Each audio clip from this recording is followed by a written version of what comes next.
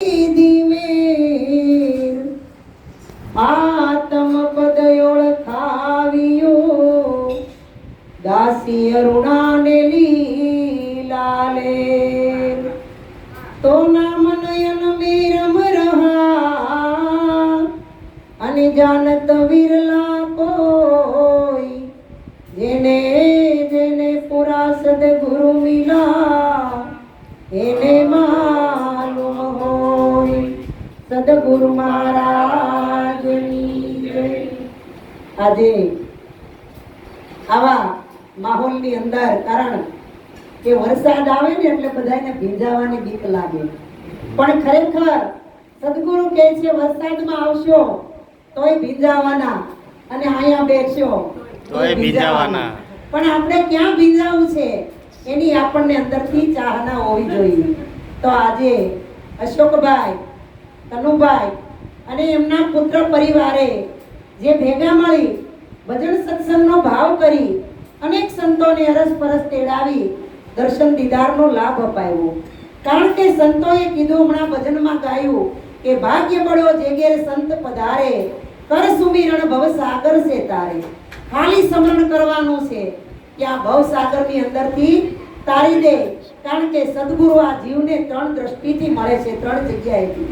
ગુરુ એક એવા હોય કે જે એની ઘરે હોય અને એની દ્રષ્ટિ જો શિષ્યની હામી લાગી જાય ને તોય એનું કામ બની જાય।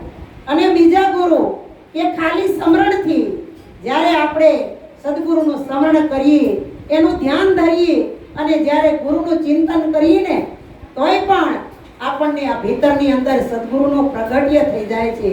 અને ત્રીજું કે સદગુરુ ખાલી બોધ આપે એટલે કે જન્મ આપે, અને જન્મ આપ્યા પછી ક્યારે એને શિષ્યને ન મળે, પણ જો બેયની સુરતા એક થઈ ગઈ હોય ને તો ઈ દ્રષ્ટિથી પણ શિષ્યને સેવી દે છે।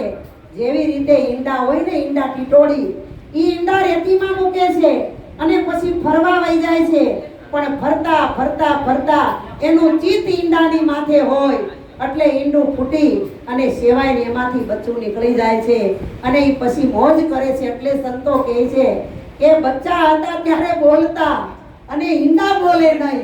આ બધું ઊંધું છે કે જ્યારે આપણે જાગ્રત અવસ્થામાં હોય ને, સંસારની અવસ્થામાં, ત્યારે આપણે તો બહુ બોલતા હોઈએ, આપણને ખબર હોય આ તો હું જાણું છું, આની મને ખબર છે, આની મને બધે જાણેલું છે, સાંભળેલું છે। પણ જ્યારે સદગુરુ મહારાજ મળે ને ખાલી ગુરુ મહારાજ એટલું જ પૂછે કે તમે કોણ છો, એટલે તરત ચાર વેદ ત્યાં ઊભા ઊભા અને થરથર કંપી જાય અને એને બોલવાની તાકાત રહેતી નથી। શૂન્ય સ્વરૂપ બની જાય, ઈંડા સ્વરૂપ બની જાય છે। પણ આપણા સદગુરુએ તો બોલતા હતા એમાંથી બંધ કરાવી દીધા, શૂન્ય સ્વરૂપ બનાવી દીધા। પછી સદગુરુ મહારાજે એવી અમૃતની દ્રષ્ટિ કરી, એવી અમીરસ વાણી આપી, એવી અમી દ્રષ્ટિ ફેંકી, એવી પ્રેમ જાળની દોરડી ફેંકીને એ ઈંડા હતા, શૂન્ય હતા, એમાંથી પાછું સર્જન થયું અને આપણે બધાએ આનંદ કરતા થઈ ગયા। તો આપણને સદગુરુ મહારાજે આવો આનંદ કરાયો છે।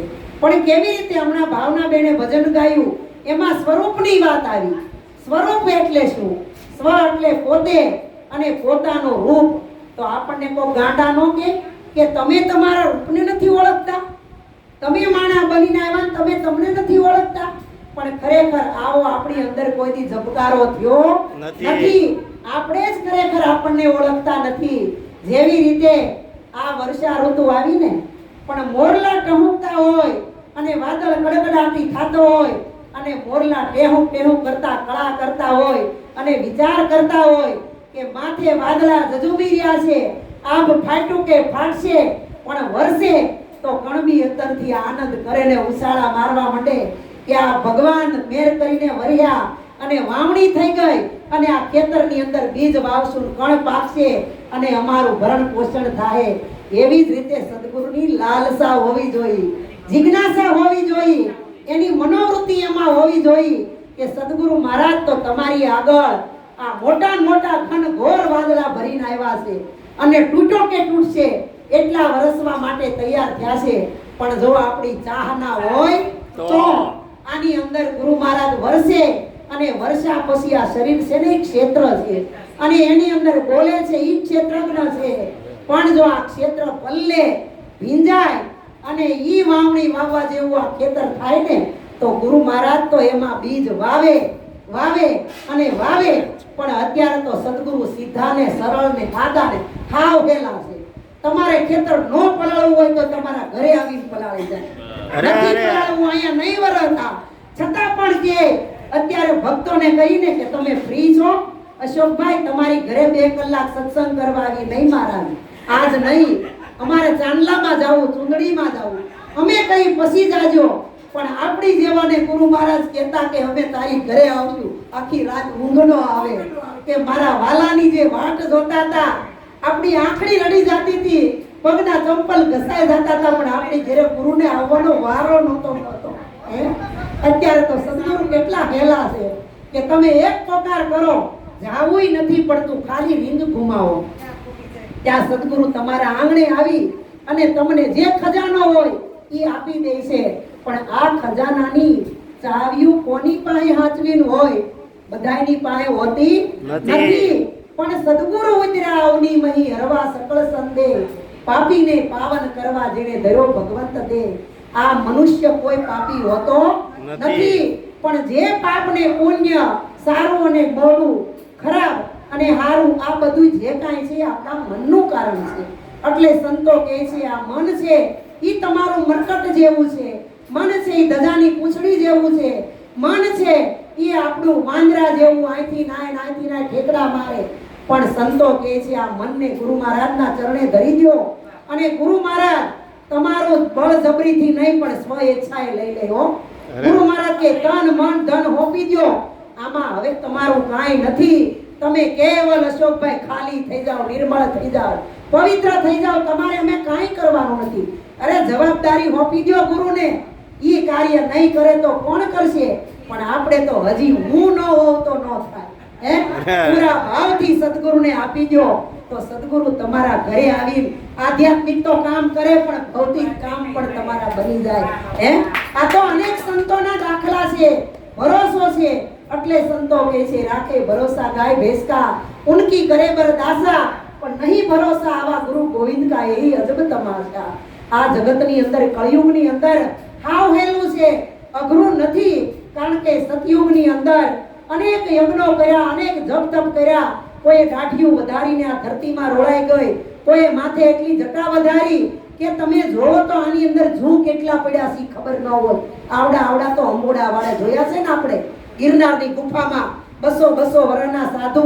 પણ હમણાં ભાઈએ કીધું ને કે જોઈ વનરાવનની વાટ, પણ વનરાવનમાં પ્રભુ નો મળ્યો. ક્યાં મળ્યો ભગવાન? એક ગરીબની ઝૂંપડીમાં મળ્યો. એટલે આપણે એવું નથી કે આપણા મોટા ફ્લેટ હોય, બંગલા હોય કે આપણી પાડી નાખવા અને ઝૂંપડીમાં રહેવા વહી જવું, એવું નથી કીધું. પણ સદગુરુ મહારાજે આ ઝૂંપડી કીધી છે, આપણી આ 5 તત્વની ઝૂંપડી છે ને, એમાં ગરીબી લાવો, દાસ ભાવ લાવો, પ્રેમ ભાવ લાવો અને કરુણાની અંદર એટલા સલકાઈ જાઓ, એટલા ભીજાઈ જાઓ ને કે આમાં ક્રોધને, લોભને, મોહને રહેવાની જગ્યા જ ન રહે. એને આવવું હોય તોય ન આવી શકે, ઘર કરવું હોય તોય ન આવી શકે. એટલે સંતો કહે છે કે જમડા ઊભી શેરીએ દોડ્યા જાય. જમડા તમને લેવા આવતા હોય ને તોય તમારે કામ ને, ક્રોધ ને, મદ ને, લોભ ને, ઈર્ષા ગુરુ મહારાજને આપી દીધા છે. આપણું ક્યાંમાં કાંઈ છે? જમડા કદાચ લેવા આવે તો ભાગે, અહીંયા આપણું કામ છે નહીં. કારણ કે આ તો સદગુરુની અંદર ભળેલો છે અને આ ગુરુ રૂપ બની ગયો છે. એટલે જેવી રીતે ખાટું હોય ને, ખાટું આંબલીની અંદરથી આપણે એમ કહી કે આમાં ખટાશ ન હોય ને આંબલી એનું રૂપ દેખાડે તો કોઈ કાળે બને નહીં. આંબલીથી ખટાશ ક્યારેય અલગ હોય નહીં, તે ગોળથી ગળપણ ક્યારેય અલગ હોય નહીં, એમ લીમડાથી કડવાશ ક્યારેય અલગ હોય નહીં. એમ સંતો કહે છે તમારાથી પરમાત્મા કોઈ દી અલગ હોય નહીં. પણ જ્યાં સુધી મારો તમારો ભ્રમ છે ને ત્યાં સુધી આપણને એમ થાય કે ભગવાન આની અંદર ન હોય. જો આની અંદર હોય તો સંસારની અંદર ઘડીએ ઘડીએ તકલીફો પડે છે, એ આવવાનો હતી. કે નો કે લાગે આપણને ખરેખર જે સાચા માર્ગે ચડ્યો છે ને, અધવચ્ચે જાય ને અને ભગવાન કસોટી કોનાની જ કરે હો. તમે એક ત્રાંબા પિત્તળનું વાસણ તમારું ઠોઠ્યું હોય, જૂનું કુકર દઈને તેનું નવું કુકર લેવા જાય ને, બોલો એને જોખે, એની 100 રૂપિયા કિંમત કરે, પણ એને કાંઈ હળવું કદાઈ લઈને ખૂણામાં મૂકવા ન જાય, સીધો ભંગારનો ઢગલો એમાં ઘા કરે. ભલે તમે 1200 રૂપિયાનું કુકર લીધું હોય પણ એની કિંમત કેટલી? ખાલી 100 રૂપિયાની. પણ તમારે 100 વરહનું 10 તોલા હોનું તમારે પાસે પડ્યું હોય, ઈ હોનાને લઈ અને તમે હોની દુકાને જાઓ, હાથ પગ રગડો, આહુડા પડો, પગે લાગો ને કયો ને કે હોની ભાઈ આ તમારી દુકાને જ કરાવ્યું છો, તમારા બાપ દાદા પાસે આમાં જરાય ભેળસેળ નથી, આ હોળવલું હોનું છે. તો ઈ એને એમનેમ લે નહીં, એને લઈ તેજાબમાં નાખે, અગ્નિમાં નાખે, એનો પથરો હોય ઈ ગહે, પિત્તળ હોય ઈ કાઢી નાખે. તમારો નવ સુંદરો હાર હોય ને તો એને ગાળીને એક ગઠ્ઠો બનાવી દે, એની કાંઈ કિંમત કરે નહીં. અને પછી એને જોખીને કહે કે આના આટલા રૂપિયા આવે. એટલે સંતો કહે છે સોના જેવી શુદ્ધ છતાંય અગ્નિમાં ઓરાય. હું કીધું?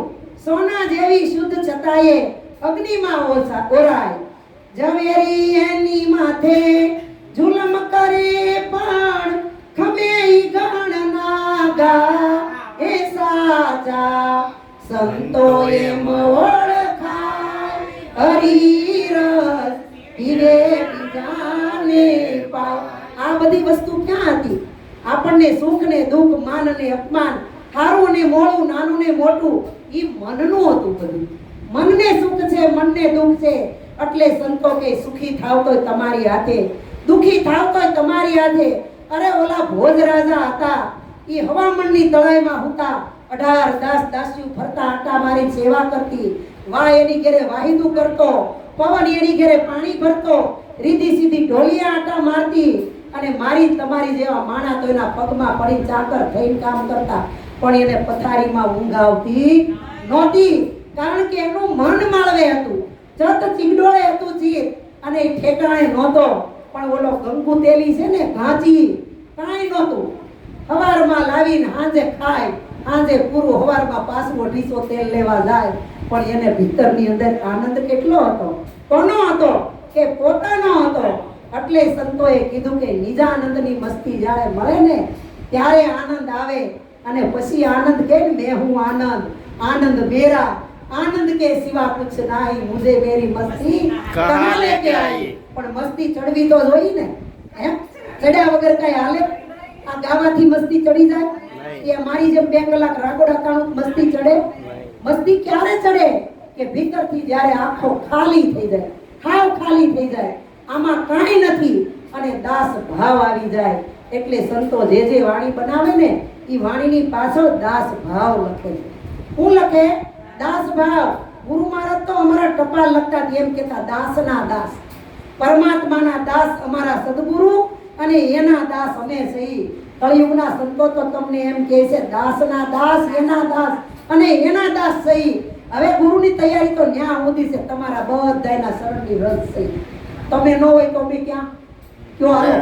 અહીંયા ગુરુ બેઠો હોય, આ શેરલો જ ન હોય, કોઈ આવે જ નહીં તો ગુરુ કરે એવું?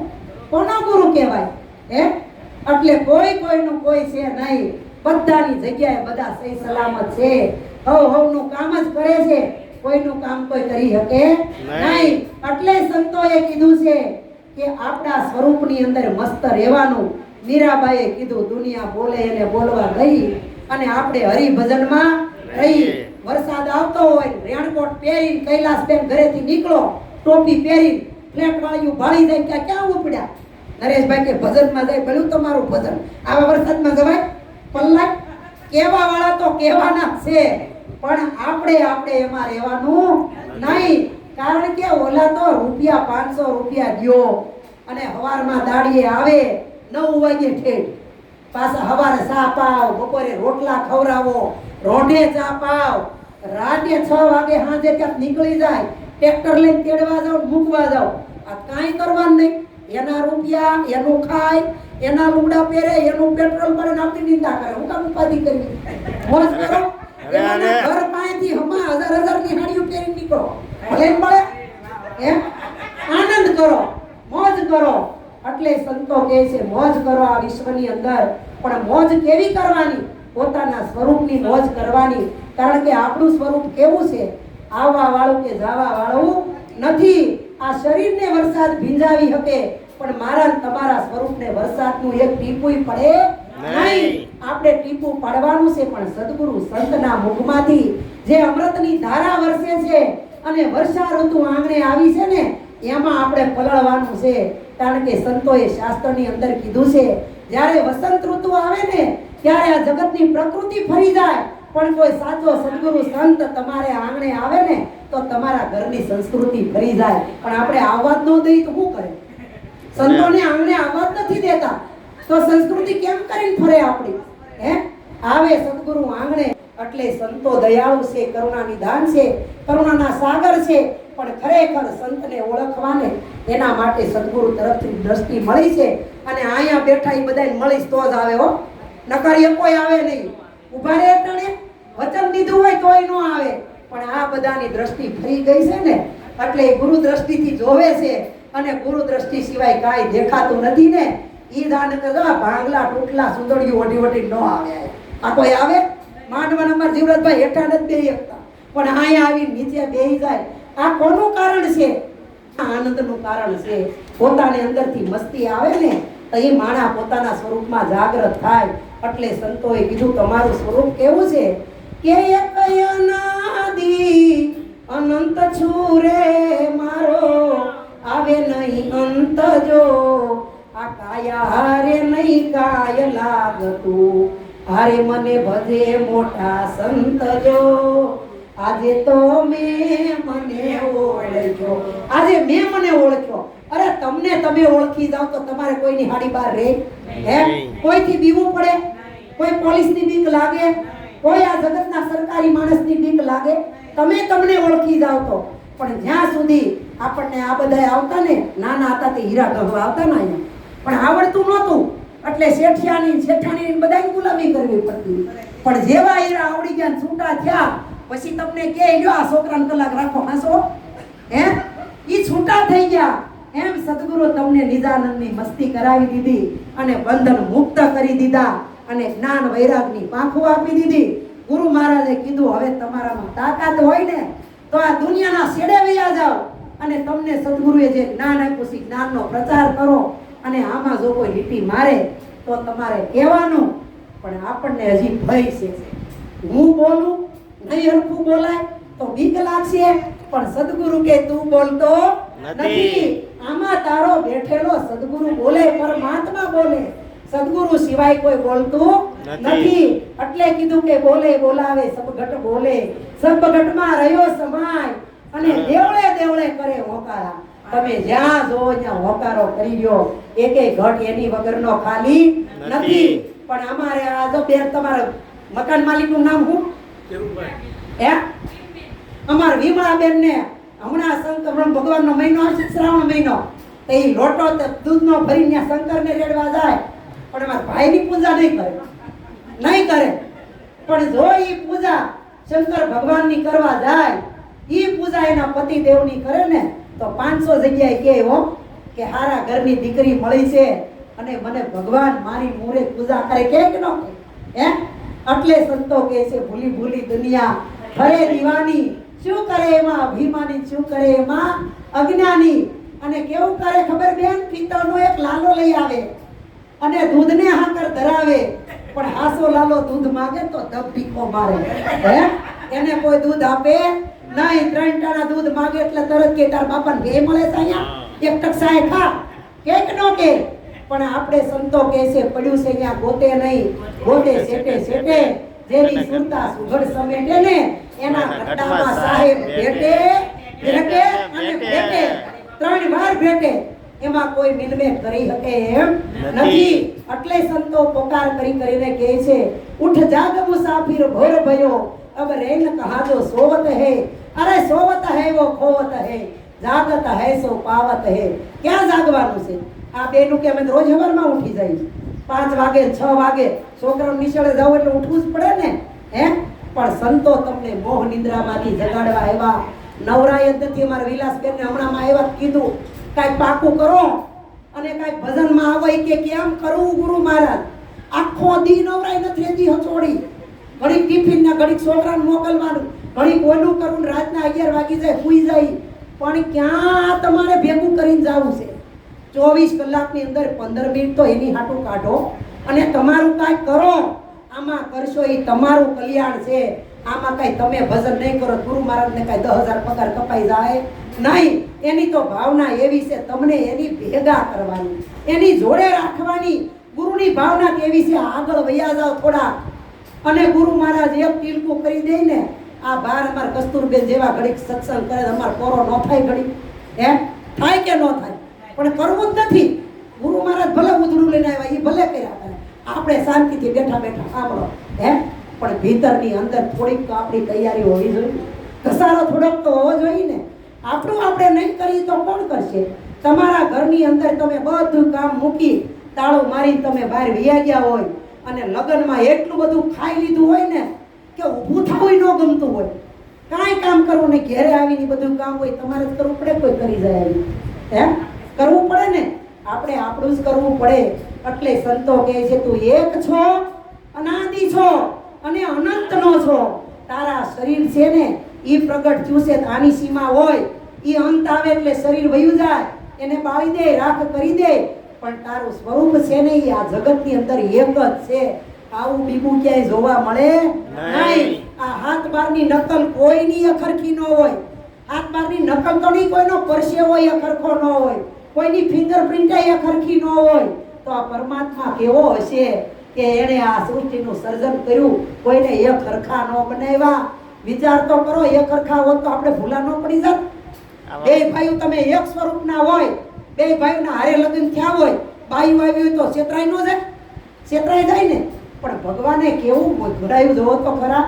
ઈ ગુરુ મહારાજે પલની વાનની અંદર પરમાત્માની અંદર બતાવી દીધો કે આ જે તું ભગવાનને ગોતશો, જે ચેતન સ્વરૂપને ગોતશો, જે શક્તિને તું ખોળશો ને એ શક્તિ તારી ભીતર છે.